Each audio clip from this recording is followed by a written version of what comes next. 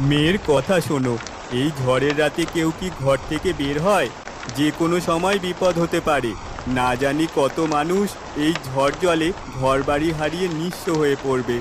ভালোই ভালোই আমাদের ঘরটা থাকলে হলো। কাল তুমি কাজের খোঁজে বের হইও। ঘরে তো আনাজপাতি কিছুই নেই।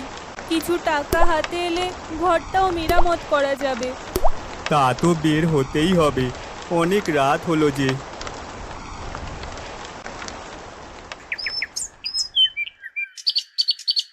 পরের দিন সকালে লালু কাজের উদ্দেশ্যে যাত্রা করে।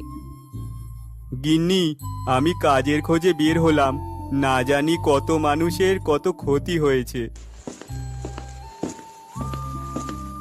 বাবা, আমিও তোমার সাথে যাব। মেয়ের কথা শোনো, আমি কোন জায়গা থেকে কোন জায়গায় যাব তার কোনো ঠিকই নেই। তুমি তোমার মায়ের সাথেই থাকো। গিন্নি, আমি চললাম, বেলা যে পড়ে গেল।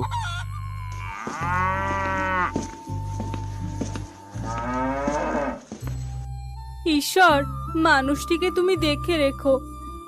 হায় হায়, আমি কি পাপ করেছিলাম? এখন আমার কি যে হবে? আমি কি করে চাষবাস করব?